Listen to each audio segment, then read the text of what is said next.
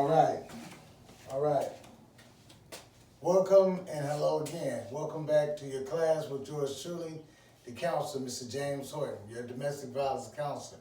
Welcome back to another lesson and another blessing. Going to be addressing a class and a group today it's called the Domestic Safe House. And as we get started and before we get into this particular topic and particular paper, I'd like to invite you to my television channel, Domestic Violence with the Counselor on YouTube. Domestic Violence with the Counselor, Mr. James Horton on YouTube. You can read it on our front post in front of my desk here. So we're going to be getting into that, and I'm going to put, work these here glasses so I can kind of get this thing going pretty smooth. So bear with me. All right. It's called, wait a minute. Don't look right. This don't look clear,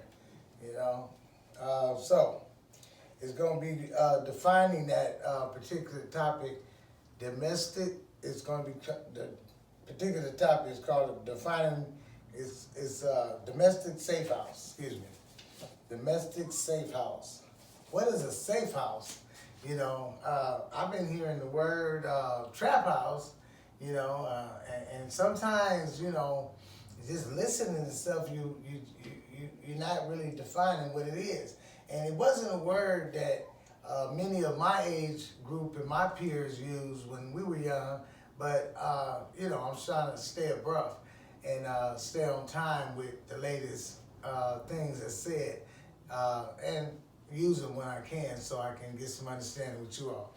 All right, it's called Domestic Safe House. It says, defining domestic safe house. A safe house is a dwelling or a building where conventional appearances make it safe, or a inconspicuous place for hiding, or a place known to be safe. A domestic safe house is a house or known houses known to provide a safe place for mothers, families, and children against domestic violence. Domestic safe houses also provide a safe place for individual men and women as a safe place for couples. Safe houses are not trap houses for people to use, sell, or abuse drugs. Ask yourself questions. Now, as I was getting to that, before we go into our reading, there's lots of times we need safe houses. We need, people need a safe place to go. People are in danger sometimes, and I don't knock anybody for finding a place to take cover. Sometimes we've gotten into altercations with people in the neighborhoods. Somebody's threatened us, and we tend to act as though we don't believe that they're going to follow through on the threat. And I know even certain associates of mine, if they had just left town for a little while, if they had just gone on and started a new life somewhere else in another neighborhood, in another state or something, things would probably been a whole lot different. And so, everybody needs some kind of safe house, not just the women that go to those safe house shelters to get away from some of you guys or some of us, right? Okay? Number one, domestic safe house. Do you include or exclude verbal and physical abuse in and around your safe house dwelling? Do you include or exclude domestic violence or verbal violence, or, that stuff away from your house, because some people say, yeah, this is my spot. This is my castle. Well, if it's your castle, that kind of negativity shouldn't be in your castle. You shouldn't invite that over to your castle, and you shouldn't be displaying foul behavior in your castle and in your home, right? And in your safe house.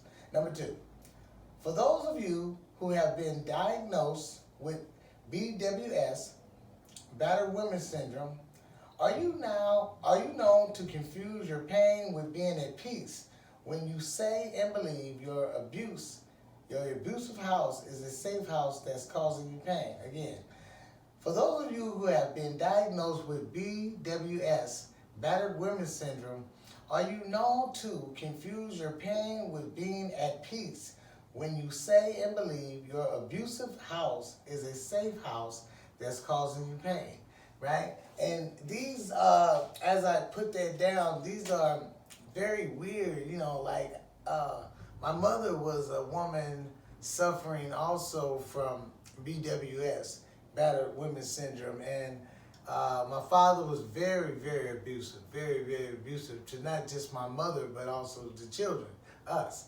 And I remember asking my mother, why didn't she leave? Now, my father was not the breadwinner in the home. He didn't work at all.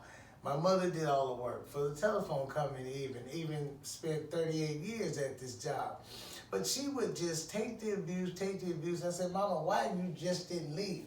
It goes back to the BWS, battered women's syndrome. She said that she didn't know how we were going to make it without my father. And my father, I was like, not feeding us. What do you mean, right? But the sickness in these homes, in these safe houses that we believe are safe houses, is to believe that you need the abuse. Believe that without the abuse, you wouldn't be safe. Just really get psyched out and even believing that it's your fault, and which is not. It's not. No one has a right, no man, no woman have a right to put their hands on anybody else. All right, number 3. Domestic safe, irresponsible parent. Domestic safe, irresponsible parent. Is your safe house really a sick house that's keeping your children bound and chained in your sickness? Is your safe house really a sick house, right? Your sickness on the kids and everybody in the house, right? Keeping them bound and chained to the sickness. Is that you? Are you displaying that, right? Calling it, oh, it's safe up in here. It's really like safe up in here, y'all. No, it ain't safe. It's sick. All right, number 4. Domestic addictive safe house. Is your safe house really a trap house that's keeping people from knowing who you really are and what you're doing when no one's watching? Domestic addictive safe house. Is your safe house really a trap house that's keeping people from knowing who you really are and what you're doing when nobody's watching, right? Some people don't get high at the dope house, really. They make their home a fortress and they lock it down, lock the back doors, lock all the windows, right? Lock the porch down and get their high on. They sit and hide. The denial level is to hide, to pretend that they don't have a problem, right? Don't want nobody telling about what they doing at the house, right? Even though when you go to the back porch, if you happen to get back there on another day, you might find matches everywhere. You might find paraphernalia in certain places. If you go over somebody's house sometime, like I've been over a house or two at a time, right? Call myself searching for somebody and trying to hook up with somebody, right, at a time of feeling low. And I remember the person opening up the drawer and a pipe fell out on the floor. I mean, can you believe it? Oh man, it just terrified me, right? Terrified me. And it was like, it wasn't even intentional on the part, but I guess it was intentional for God to allow this to reveal itself so I can get up out of there, right? So it's a lot of people, right, that don't want nobody to know, right, what's going on in their particular safe house, right? The addictive safe house even, right? Okay, number 5. Domestic safe house. Domestic abuser. Domestic safe house, domestic abuser. Does your domestic safe house provide a continuous, safe, abusive place for you to abuse you and most of your relationship partners, right? Is it the spot? Is that the place you bring your victims to? Is that the place you bring yourself to abuse you, right? Because sometimes people at home abusing themselves. Sometimes people at home cutting on themselves. Sometimes people at home, they doing more than just picking their face, right? They doing stuff, right? And they just abusively torturing themselves or abusively torturing somebody else. locking all the doors, getting the kind of locks that you need the key to lock it from the inside, and then stashing the key where they can't get out. Bars all over the window. All this kind of stuff. Is your domestic abusive house the place where you get out, right? The place where you bring your victims to, right? I mean, is that what's really going on? Is that why only a chosen somebodies can come there, right? Is that why you don't want that somebody bringing their friend, right? You don't want them to bring nobody where they can be saved, even if you go into one of your acts, right? So, just something to jog your mind with. All right, thank y'all. Right? Number 6, domestic house care. Domestic safe house care.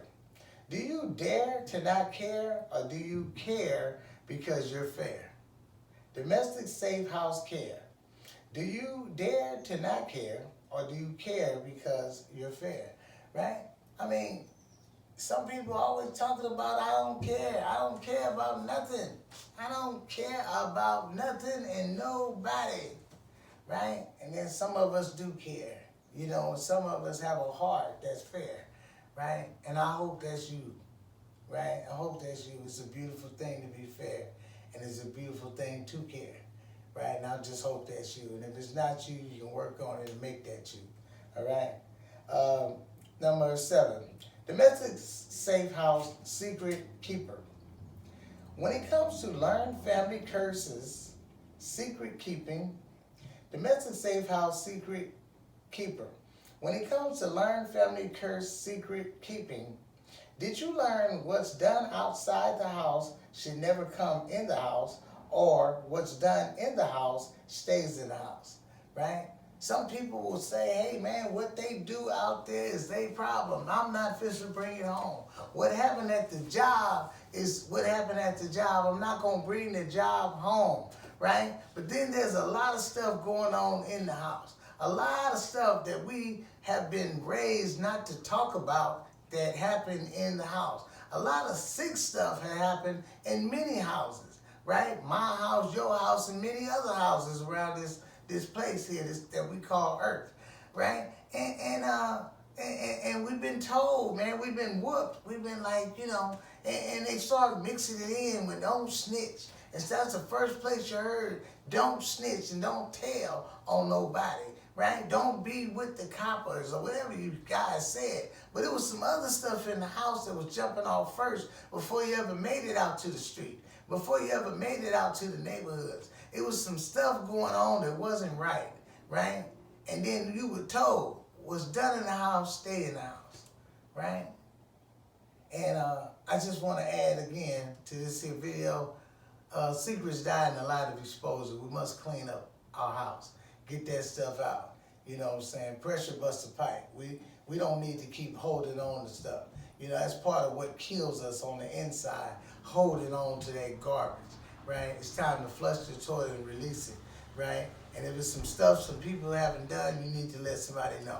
You know, release yourself. Stop holding yourself prisoner or holding yourself hostage with somebody else's mess, right? They did it. They should serve some, you know, they should be accountable for what they've done, right? No matter what it is, all right? Number 8, we're going to close this out. Domestic safe house. When it comes to talking about the safety and the value of the safe house, are you known to make a short story long or a long story short? When you start talking about, oh, I got this safe house. When you start talking about, you know, ooh, man, did you see my house, right? I mean, how long does it take to tell somebody about this here house, right? Are you known to make a short story long or a long story short? Right? All right. Just wanted to jog your mind and keep you going and give you something to look forward to on a weekly basis, which is yours truly, the Domestic Violence Counselor, Mr. James Horton. Check me out again on YouTube. And thank you all for working with me and supporting my drive. Have a good evening.